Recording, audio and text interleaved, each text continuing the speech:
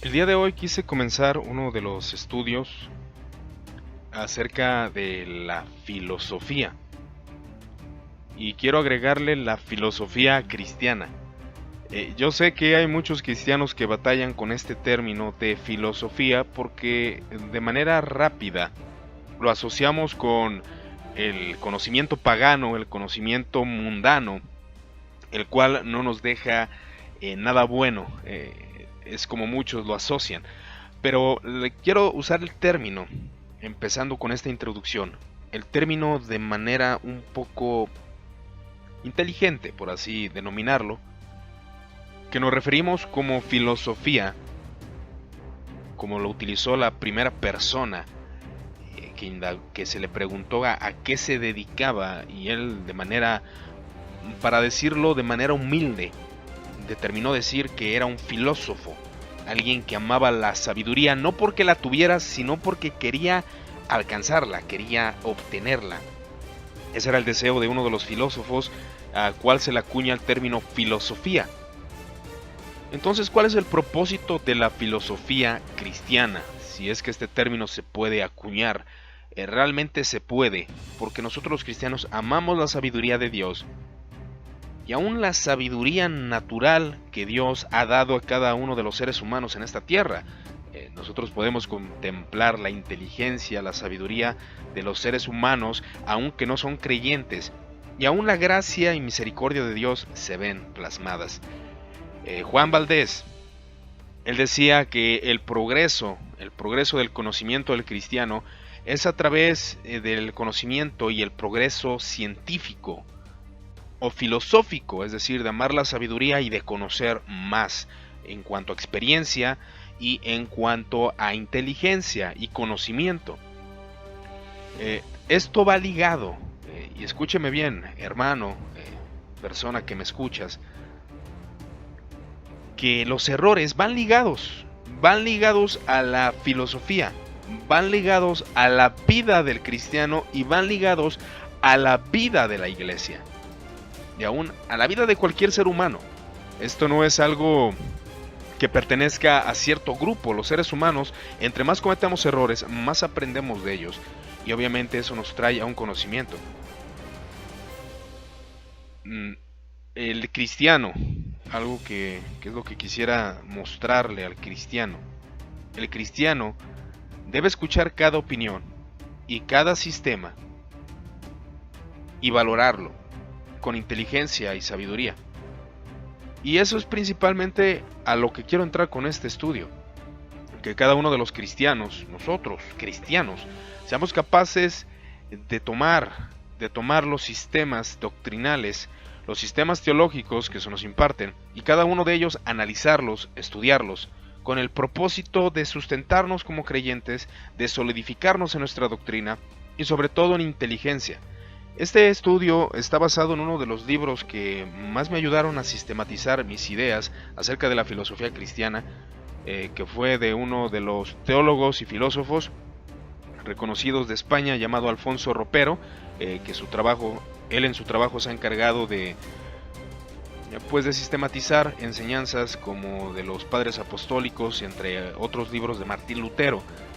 Y bien, me gustaría indagar un poco acerca de este tema, y sería la filosofía cristiana, que sería el primer comienzo de este estudio. Sabemos, y definitivamente lo defendemos, que la iglesia es la columna y baluarte de la verdad. Cada opinión debe ser analizada para ver la verdad y el error. Y atrás de la experiencia, conocer más en intentar acercarnos a la mente de Cristo, ya que cada investigación en la cristiandad de la historia cuenta y tiene su valor, pero también, escúcheme bien, hermano mío, tiene sus errores. Y quiero enfatizar en esto, es la intención del estudio. Todo sistema teológico, todo sistema que hemos estudiado a través de la iglesia, tiene verdades. A través de la historia de la iglesia se ha visto cómo cada sector o cada persona tiene una posición teológica diferente. No todos concuerdan, no todos los maestros de la historia de la iglesia están de acuerdo con los temas. Tenemos en un caso a Martín Lutero y lo podemos comparar con Policarpo de Esmirna, o comparar a San Agustín con Calvino, entre otros muchos maestros que han representado la fe cristiana, y nos podemos dar cuenta que no estaban de acuerdo. Pero ponga usted en su mente, cada filósofo, cada maestro, cada pastor eclesiástico cuenta con un gran compendio de enseñanzas que a través de la historia han sido impartidas. Y ellas obviamente tienen error y tienen verdad. Pero aquí es donde está el reto. ¿Quién de los cristianos se atreverá a indagar, a introducirse en estos sistemas y cuestionarlos? Y esta es la pregunta de oro. ¿Es lícito cuestionar un sistema teológico? ¿Es lícito que yo como cristiano me pregunte, ¿es verdad lo que creo?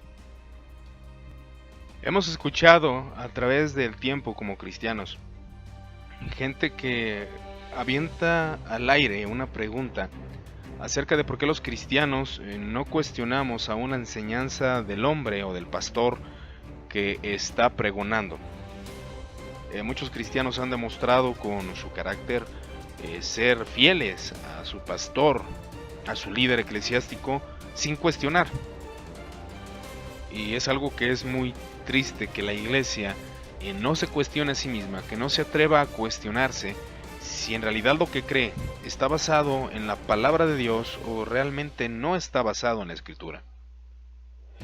Y como dice el escritor del libro de la introducción a la filosofía, porque hasta ahora ha sido la humanidad la que ha tenido que educar a la iglesia. Esto es vergonzoso. ¿En qué sentido nos ha tenido que educar? El mundo nos ha educado de manera que podamos comprender las ciencias. El mundo ha sido el que nos ha abierto el entendimiento en cuanto a lógica, razonamiento e inteligencia. Y eso es algo vergonzoso. Las iglesias locales de mi país suelen tener poca influencia en la sociedad, y mucho menos en el sistema académico. No penetra. La iglesia en México no lo hace. El mundo nos educa y rechazamos al mundo. Esa es la paradoja cristiana. Tenemos la enseñanza, pero la rechazamos. Mas no tenemos idea, los cristianos, cómo ponernos delante de las personas y proponer un sistema mejor. Y terminamos trabajando conforme al molde del mundo. No proponemos un sistema que pueda penetrar en la moral, en la inteligencia, siendo luz como el Señor Jesucristo lo menciona, ¿no? La iglesia se encuentra en polémicas intraeclesiales que no sirven de nada, excepto solamente para encendernos unos a otros. Y es una polémica que es muy visible, en las páginas troles, en el Facebook, que es donde nos conectamos diferentes personas del mundo y podemos ver esa controversia eclesiástica, la cual no deja buenos frutos.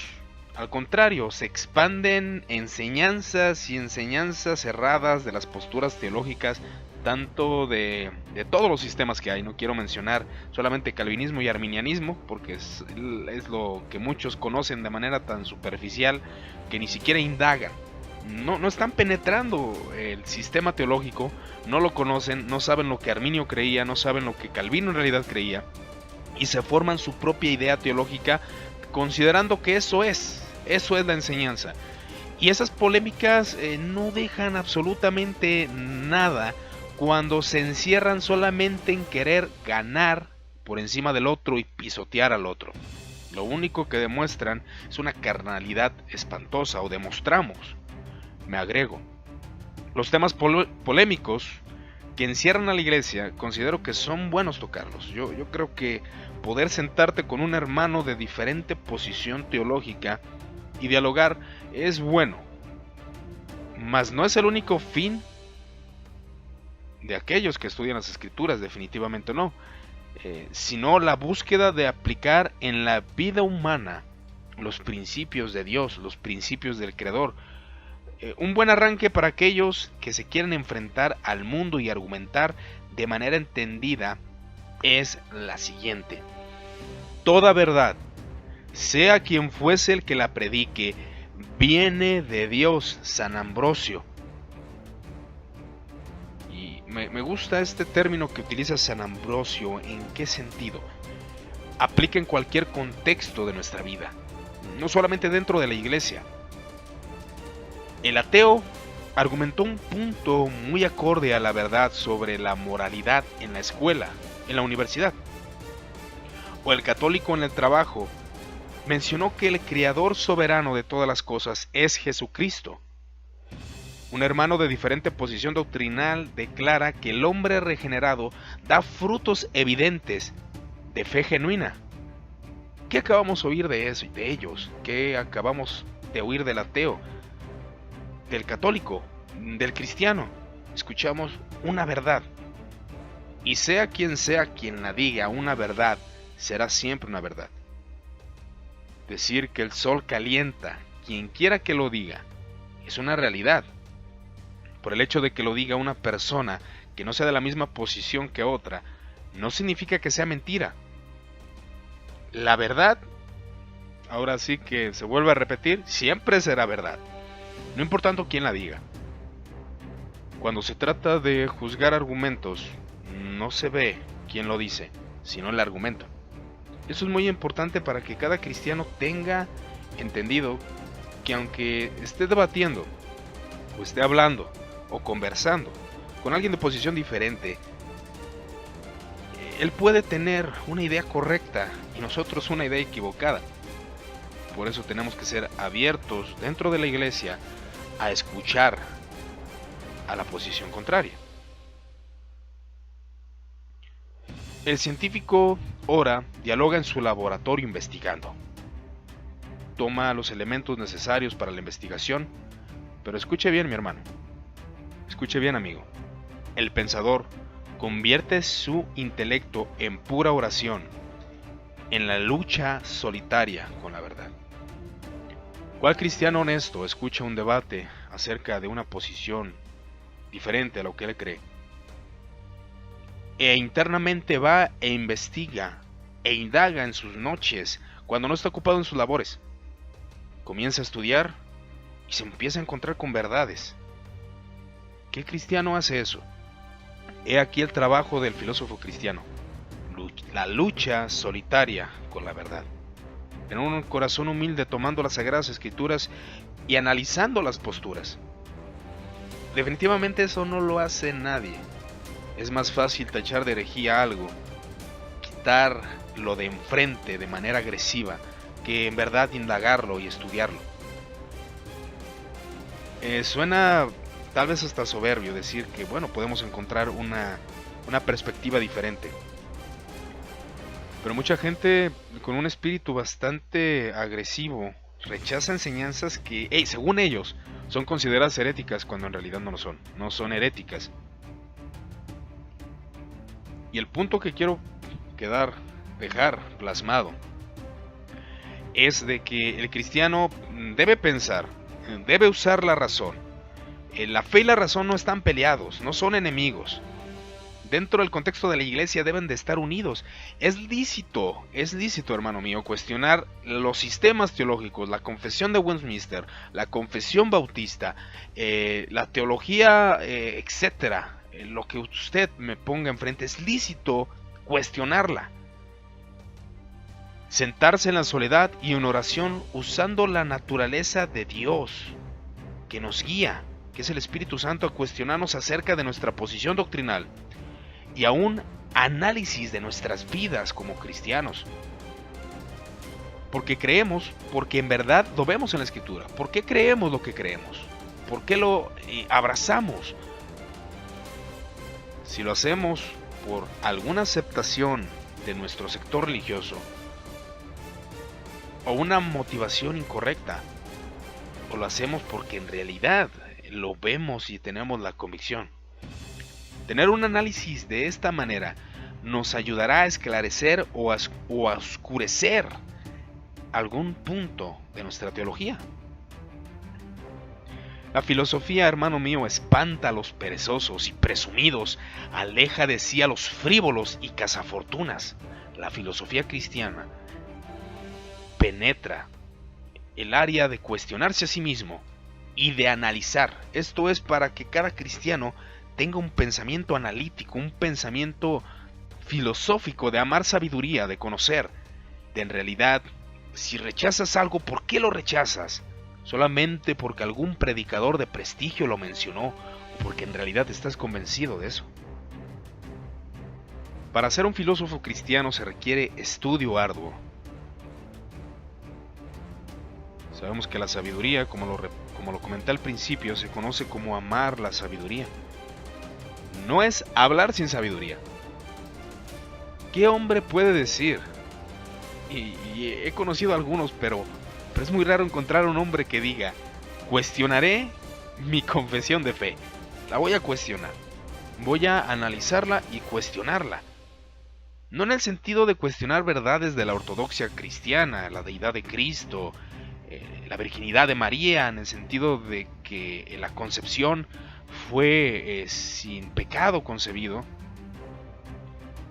Tantas doctrinas que son de la ortodoxia cristiana, la Trinidad, esas doctrinas realmente son evidencia del cristianismo puro, de la ortodoxia. Aunque una verdad cuestionada es una verdad que se sustenta y se solidifica más, me refiero a puntos secundarios que nos dividen a los cristianos. Para esto se requiere desprender el amor a las denominaciones y tener humildad al reconocer nuestros errores argumentativos. Por más fieles que queramos ser a una denominación, debemos de estar conscientes de los errores que cometen o los argumentos equivocados de muchos de nuestros representantes. Debemos reconocerlo. El no reconocerlo solamente nos pondrá en la posición que tanto criticamos, de alguien que está engañado, de alguien que no quiere razonar. Y como dice el libro, la religión pide obediencia, la filosofía atrevimiento. La religión ofrece dogmas, opiniones ya formadas y aceptadas. La filosofía problemas y cuestiones abiertas. La religión propone la verdad para ser creída sin discusión. Este es tu sistema teológico y debes creerlo. La filosofía más modesta se declara amiga y amante de la verdad, pero no dueña.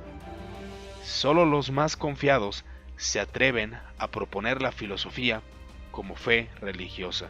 ¿Qué significa esto? Significa que, bueno, yo tengo mi filosofía, mi idea acerca de Dios y de la sabiduría que he adquirido con los años de cristiano y del conocimiento que tengo, pero no puedo imponerla.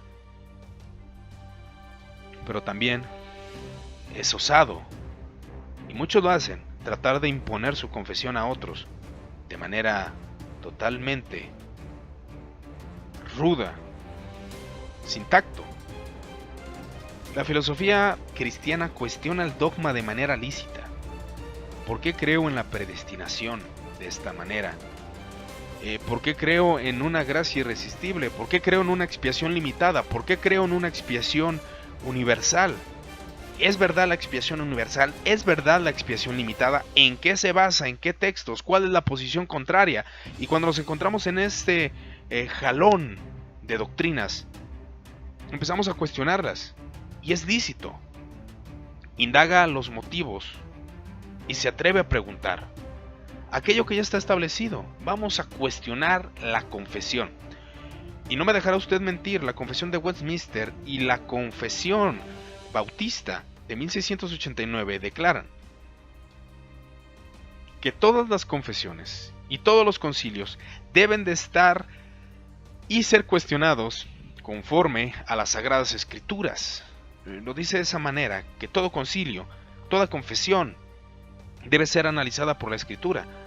Es probable que muchos de ellos, es probable. Igual usted cuestiona la infalibilidad papal, ¿por qué no cuestionar aún la confesión de fe que puede estar sujeta a error? en algunos puntos, tal vez muy sencillos, tal vez no trascendentales, pero debe de tener error. Sé que muchos luchan al escuchar filosofía cristiana, y la filosofía cristiana no cuenta con una buena aceptación de parte del sector evangélico. Y la filosofía cristiana es la expresión de amor por los argumentos de Dios y los argumentos veraces. Se cuestiona a sí mismo y entiende que no todo su razonamiento acerca del mundo y de Dios están completos y puede estar equivocado. Da la posibilidad a esa equivocación. Yo puedo estar equivocado en lo que estoy argumentando, tú puedes estar equivocado en lo que estás argumentando. Eso es de sentido común. Por tanto, la filosofía cristiana se centra en ese punto de que nosotros como cristianos debemos de tener la humildad para cuestionar el sistema.